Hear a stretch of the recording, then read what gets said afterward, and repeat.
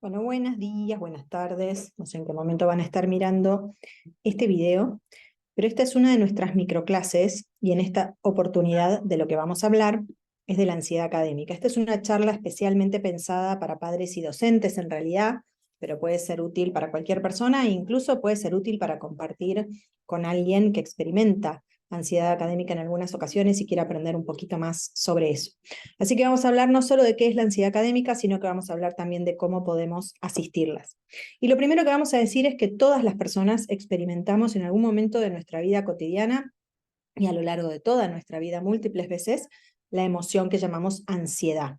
La emoción que llamamos ansiedad en nuestro idioma, en el idioma académico, hace referencia a una sensación de aprensión cuando sentimos que algo puede salir mal o que algo puede ser peligroso a mediano o largo plazo. Entonces, ansiedad es esa incomodidad que a veces tenemos cuando pensamos, por ejemplo, que nos preocupa el resultado de un estudio médico que nos hacemos, o que nos preocupa, en el caso de la ansiedad académica, el resultado o qué calificación obtenemos o cómo nos fue en un examen. Pero la ansiedad es una emoción, y la ansiedad es una emoción que es normal. Todavía normal decimos porque todos experimentamos la emoción ansiedad en múltiples situaciones. ¿Cuáles son situaciones en las que vamos a experimentar normalmente ansiedad? Vamos a experimentar ansiedad en situaciones en las que sabemos que tenemos que responder a alguna demanda del entorno a partir de alguna de nuestras debilidades. Entonces, si somos distraídos y tenemos una entrevista o una reunión muy importante, podemos sentir un poco de ansiedad, la sensación de tal vez se me escape o no llegue a juntar toda la información que necesito juntar. Pero también podemos sentir emociones, perdón, la emoción de ansiedad frente a alguna amenaza.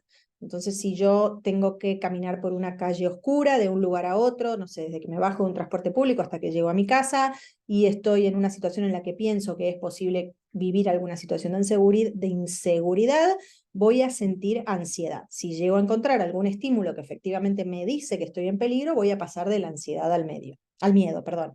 Pero también podemos sentir ansiedad en situaciones que son sorprendentes, y entonces son novedosas y no sabemos cómo resolver. Entonces por ahí entra un profesor al aula y dice, hoy vamos a aprender algo nuevo, y entonces yo me siento, uy, no sé si voy a poder aprender esto nuevo que me están diciendo. De la misma manera que podemos sentir ansiedad frente a oportunidades que se nos presentan la primera vez que hacemos algo, el primer día de clase, el primer día en un trabajo, el día que me siento a planificar unas vacaciones, podemos llegar a sentir ansiedad. Siempre está esa sensación de cuáles son las cosas que nos pueden preocupar o las cosas que pueden no salir bien, y cuando la ansiedad todavía es normal, su valor adaptativo es ayudarnos a pensar y ayudarnos a resolver posibles problemas y situaciones. Cuando la ansiedad es todavía normal, también se deposita sobre cuestiones académicas. Y entonces, si yo soy menos ducho para comprender textos frente a un texto que veo largo y que es nuevo y que estoy leyendo por primera vez, puedo sentirme un poco ansioso. Si de pronto aparece una situación de evaluación que yo me había olvidado que tenía y me encuentro con eso de golpe, frente a esa sorpresa puedo sentirme ansioso. Si tengo un docente que es hostil o que vivo como agresivo, puedo sentirme ansioso cada vez que tengo que interactuar con ese docente. Y frente a situaciones o nuevas oportunidades, participar de una olimpiada, por ejemplo, aunque yo me sienta seguro, puedo llegar a sentirme ansioso.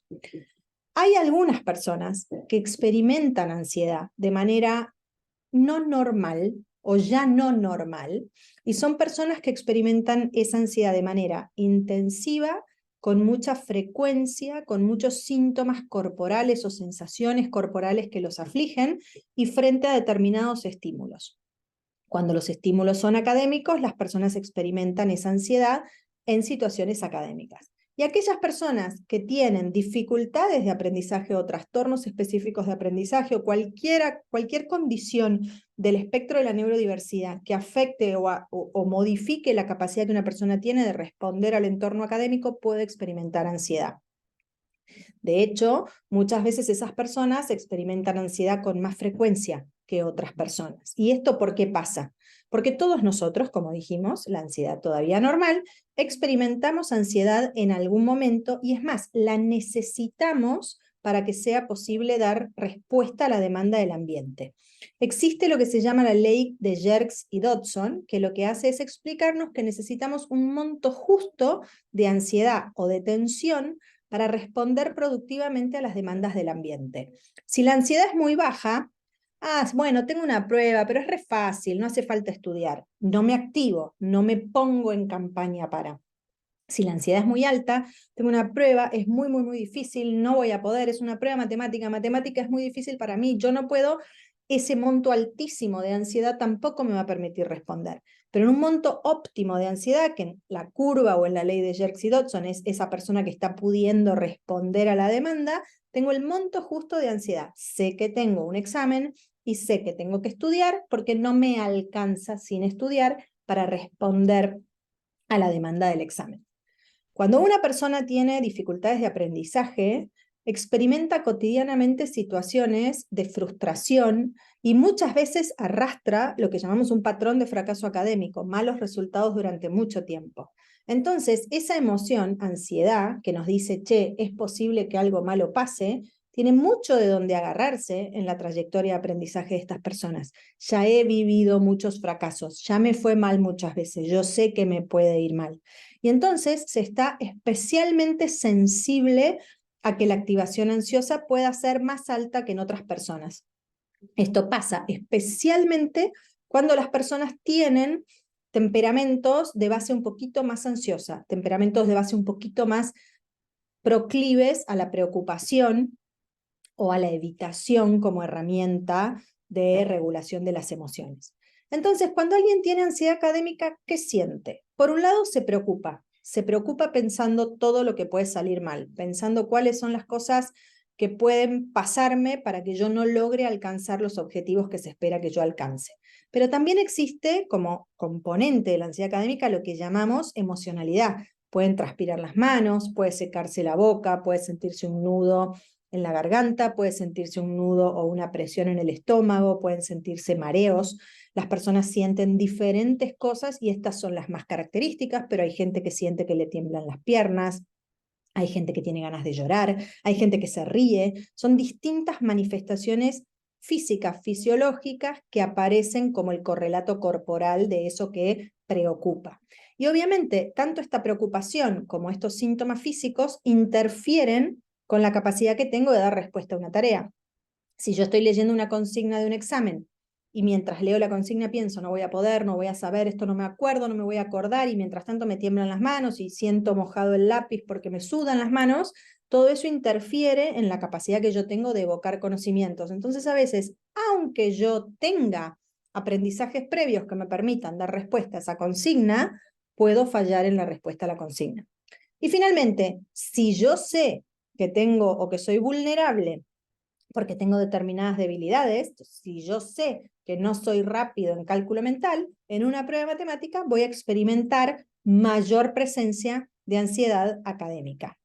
Por otro lado, la ansiedad no viene sola. La ansiedad siempre está relacionada con componentes del ambiente que ayudan a que uno pueda sentirse más o menos ansioso. Seguramente en un país donde la inseguridad es más frecuente, la ansiedad o preocupación porque algo pueda pasarme en la calle a la noche sea más elevada que en un país con una tasa muy baja de inseguridad. Lo mismo pasa con la ansiedad académica y cualquier tipo de ansiedad.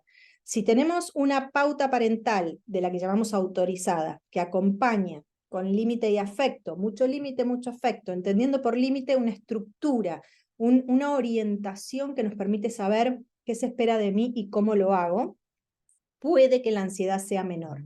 Cuando las personas, los chicos, las chicas están acompañadas de una pauta parental muy permisiva o negligente o muy autoritaria, la ansiedad puede ser mayor.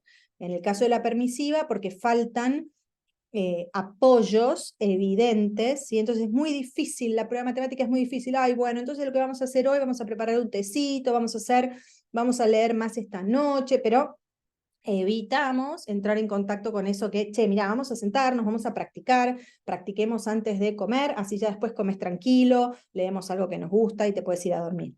La pauta docente también favorece más o menos la presencia de ansiedad académica, porque hay docentes que son más hostiles o que dan un feedback que es menos compasivo frente a una persona que no se siente del todo capaz o del todo preparada para dar respuesta a una situación.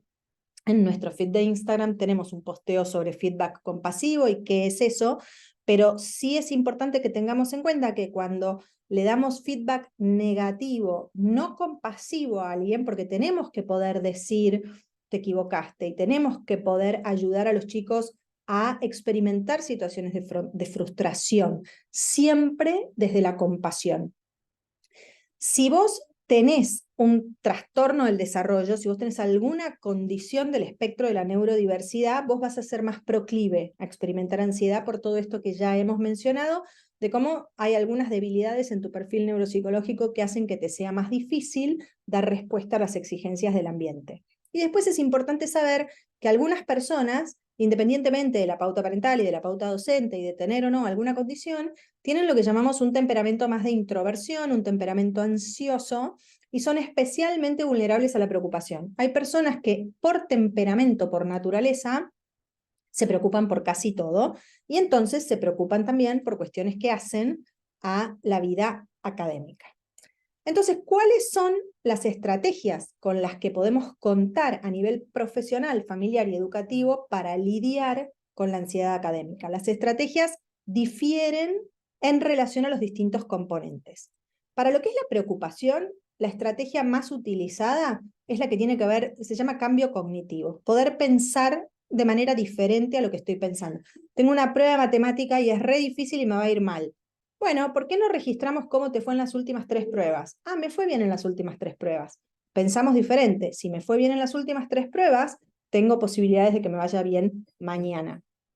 Para lo que es la emocionalidad, los síntomas físicos de la ansiedad que joroban bastante, lo más indicado o lo más frecuente de ser utilizado son los ejercicios de respiración y relajación.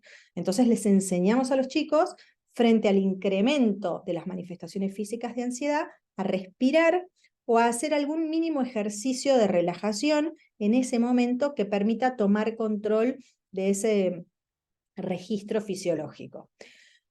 Si entendemos que existe además una interferencia que está generada por la tarea, porque mientras que yo me preocupo y no puedo dar respuesta y me pongo tenso y nervioso, pero además tengo alguna dificultad porque sé que no soy muy ducho en cálculo mental, para eso usamos los andamiajes. Los andamiajes que los chicos llevan al colegio cuando tienen alguna dificultad, y estos andamiajes podrían usarse cuando no hay dificultades.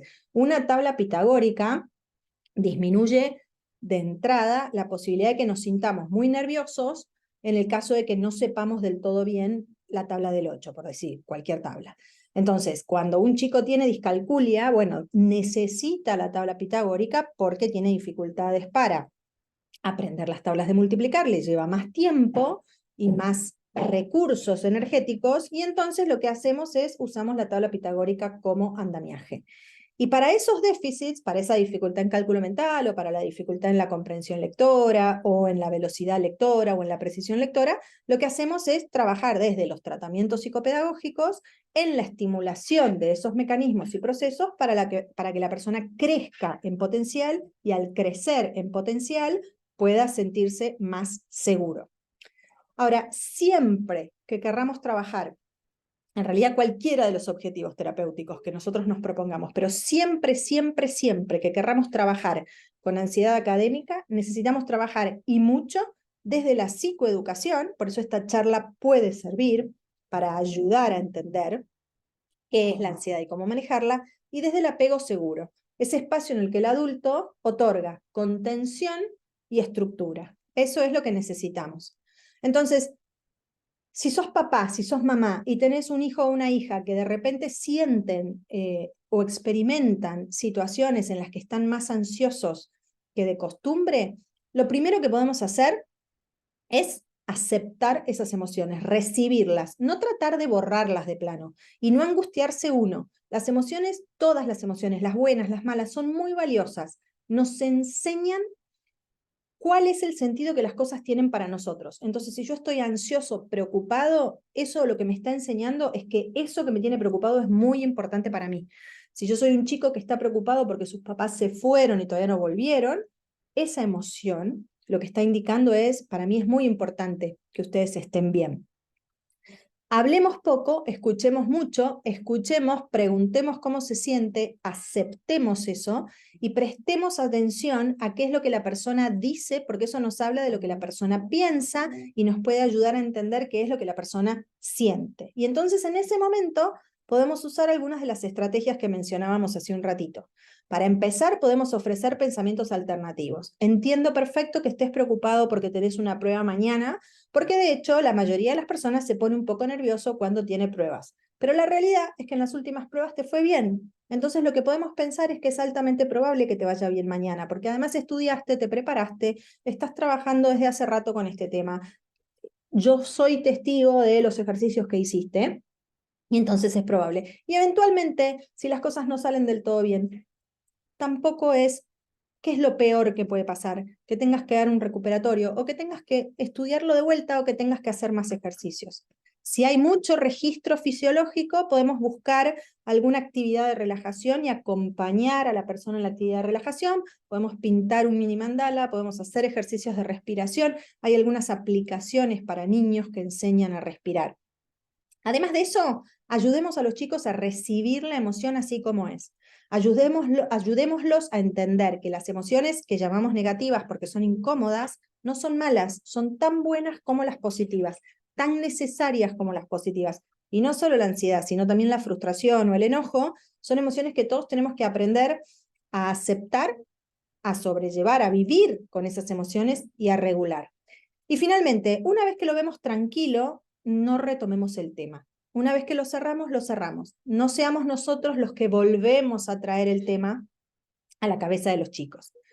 Y para los docentes, vamos con más o menos lo mismo. Primero, aceptemos que un chico esté ansioso, preocupado o evitativo en relación a algún tema. No lo presionemos. Hay chicos que tienen mucha ansiedad social y les cuesta participar en clase. Aceptemos que eso pasa. Segundo, no le quitemos importancia a la ansiedad en relación con el tema. Ay, ¿cómo te puedes poner nervioso? Esto es una pavada. Para nosotros los contenidos son ya parte de nosotros mismos. Estamos muy acostumbrados a trabajar con esos contenidos y para un adulto que es docente y enseña fracciones, una fracción es lo más común del mundo. Pero para un chico que ve por primera vez un número, una raya y un número, si tiene temperamento ansioso, eso puede ser francamente ansiógeno. Aceptemos que no todos los chicos tienen el mismo temperamento. Las personas que son extrovertidas y poco temerosas son las que más participan, son las que se aventuran, son las que se animan a arriesgar respuestas. Pero también tenemos un montón de chicos, así como un montón de adultos, que son más introvertidos, que necesitan trabajar sobre seguro, que antes de arriesgarse piensan mucho. Aceptemos esas diferencias. Pensemos y miremos cuáles son las cosas que yo hago que pueden incrementar esos niveles de ansiedad. Si a un introvertido yo le digo, vos ya sabés que yo espero que vos participes en clase, yo solo voy a conseguir que su ansiedad suba. Entonces, tengo que aceptar esas características que tengo en cada uno de los chicos y tengo que tratar de acompañar a cada uno en su manera de ser, sentir y pensar. Y finalmente, trabajar con esta idea de la curva de Yerkes y Dodson para que todos puedan entender, bueno, tengo que estar un poquito y lo suficientemente activo, un poquito lo suficientemente inquieto y nervioso y tenso para producir bien. Y si estoy muy nervioso, tengo que buscar una actividad o un pensamiento alternativo que me ayude a relajarme. Espero que esta charla o esta microclase, como nos gusta llamarlas, haya servido. Esperamos poder hacer alguna que sea directamente para contarle a los chicos qué significa tener síntomas ansiosos, pero mientras tanto tenemos este recurso para que los grandes puedan asistir. Adiós.